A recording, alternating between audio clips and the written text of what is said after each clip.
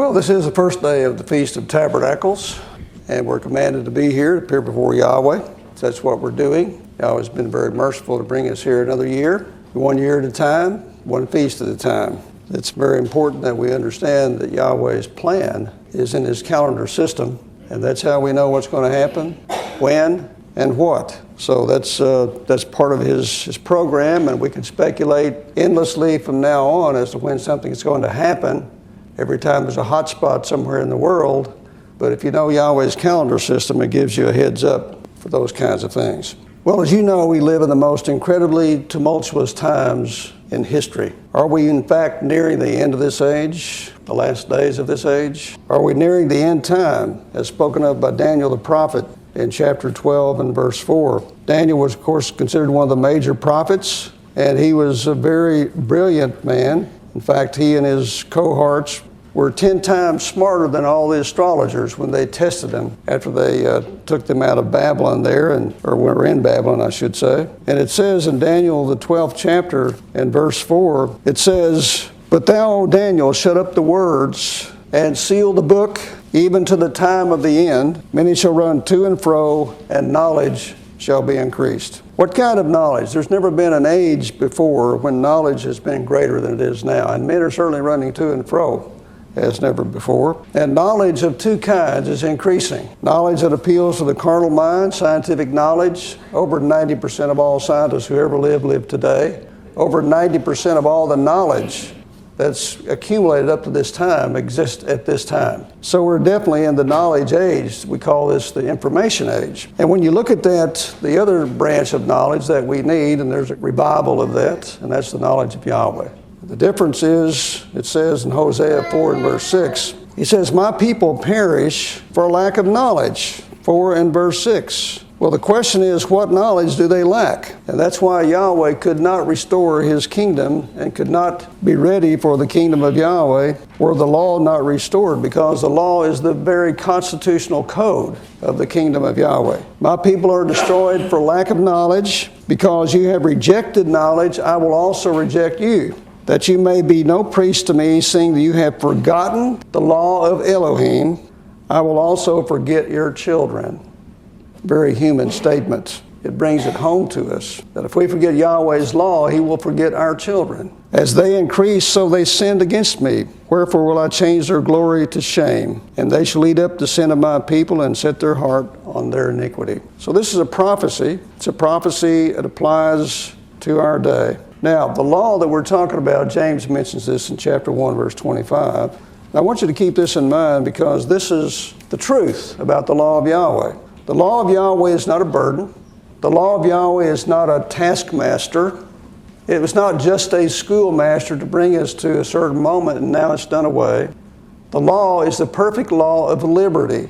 Liberty from what? Liberty from the consequences of sin. If there is no sin, there be no consequences, no bad consequences. Yahshua came, it says, to save his people from their sins. Ultimately to save them from sinning. You see, if sin is never done away, if it's never stopped, you still have the problems all the time. So Yahshua came with the perfect knowledge to give us the knowledge of what the law is, so that we avoid the consequences of sin by not sinning. The Levitical priesthood could not bring that about. It did not convert the heart. And so Yahshua came as to set up this other priesthood, the Melchizedek priesthood, in order for us to cleanse our conscience to serve the living Yahweh. And so that's what he's talking about here. The perfect law of liberty. Over in James, it's one of the general epistles, one of those that are easier to understand. We know that Paul's epistles are sometimes dark, as we say, and difficult to ferret out, but certainly doable. It's the perfect law of liberty, and that law does release us, as I said, from the consequences of sin. That's perfect liberty. That's perfect Christian freedom. Is freedom from the consequences of sin. James 1:25. He says, "But whoso looks into the perfect law of liberty and continues therein," you know, it's never over until it's over. It's a daily vigil. It's something we must strive for daily, on a daily basis. "And continues therein, he being not a forgetful hearer," proves something one day and 2 weeks later, you're not sure if it's right or not. It's either proven or it's not proven. "But a doer of the work." This is a work Yahweh has raised up to be done. A doer of the work And the law does involve works. A man is justified by works and not by faith only. Show me your faith and I'll show you my faith by my works, James said. This man shall be blessed in his deed. If you do the work of keeping Yahweh's law, you will be blessed. You will be blessed. That's a requirement that Yahweh has set into the universe, that if you keep his law, the result is good results. Deuteronomy 30 is a promise. This is the 5th book of the law. Of course, Deuteronomy means the second law. It's Deuteronomos. It's the second law. Deuteronomy 30 and start with verse 8 because there's a lot in this. Yahweh is telling us from the outset here, this is the foundational books, he's telling us that, and you shall return, obey the voice of Yahweh and do all his commandments, which I command you this day. If you do those things, and Yahweh your Elohim will make you plenteous in every work of your hand. That's a blessing. In the fruit of your body, that means your children will be blessed. And in the fruit of your cattle, and the fruit of your land, for good. We've had the most severe drought, 10th worst drought in history this summer. Some places it's still a drought. For Yahweh will again rejoice over you for good as he rejoiced over your fathers. If you will hearken unto the voice of Yahweh your Elohim to keep his commandments and his statutes which are written in this book. And if you turn unto Yahweh your Elohim with all your heart and with all your soul, that's what he will do. You do your part, Yahweh will do his. Down to verse 15. See, I set before you this day life and good, death and evil. In that I command you this day to love Yahweh, your Elohim, to walk in his ways, to keep his commandments and his statutes and his judgments, that you may live and multiply. And Yahweh, your Elohim, shall bless you in the land where you go to possess it. Promises, guaranteed in writing. If you obey these things, this is what's going to happen. This is what the world needs. We don't need another religion. The world needs the religion that Yahshua, the Messiah, came bringing to earth. Whatever happened to that religion? It's been so muddled and adulterated that we can hardly recognize it today. That's the religion we need, the true religion. The religion based on these laws that Yahweh is talking about, so that he can rejoice over us for good and not for evil. Now there's a flip side to this. So you live in a universe of causes, not a universe of wishes. You live in a universe of causes and effects. And those causes are based on the laws of Yahweh. Now your choices are not preordained. You can choose whatever you like. But the consequences are chiseled into the fabric of the universe. You cannot change it. Not a jot or tittle of the law shall in any wise pass. It's easier for heaven and earth to pass away than one jot or one tittle of the law to pass. That's what the Messiah said. Doesn't matter what I think or what I feel, what my emotions tell me or what my friends tell me. It makes no difference whatsoever. That law is just as solid as the universe itself. And if you can get rid of the universe, you might get rid of one jot or one tittle of the law. You might. But he said it's easier for heaven and earth to pass away than one jot or tittle of the law to fail. Now, how do you get the law being done away with that statement? It's just not there. Regardless of what people may think Paul said, Paul never said that. Yes, there was a change in the priesthood so that we could have eternal life. So we have a better priesthood this time. We do have a sacrifice for sins. That's Yahshua's sacrifice. The sacrifices are still there. The law is still there. The Sabbath is still there. After Yahshua was resurrected, they still kept the Sabbath. He goes on to say, but if your heart turn away so that you will not hear, but shall be drawn away and worship other deities and serve them. Yahweh is a jealous Elohim. There's no room in his heart for you to worship somebody else. He wants your 100% total devotion, total surrender to Yahweh. That's what he wants. If you do this, he says, if you will not hear, I denounce unto you this day that you shall surely perish, and you shall not prolong your days upon the land.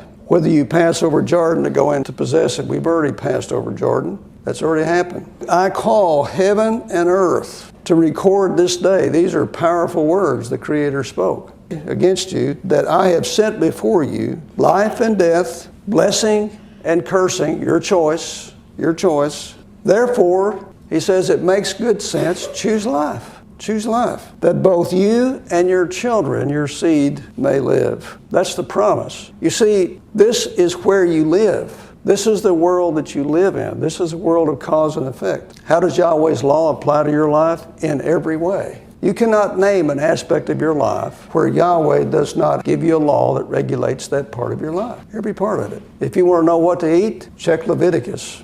If you want to know when to worship, check Leviticus 23, Deuteronomy 5. If you want to know whether you should lend on interest to your brother, find out. It's in the Bible, Deuteronomy 15. If you want to know if somebody marries someone and he gives his wife a divorce paper, and she becomes the wife of another husband, and then he dies or he divorces her, can she go back to her first husband? No, she cannot. Yahweh says it's an abomination before him. It pollutes the land. There's lots of those things. There's 600 of those roughly that regulates everything you do. That's what Solomon said in the beginning of the book of Proverbs. He said that you may learn wisdom and know what to do in every situation. That's what it does.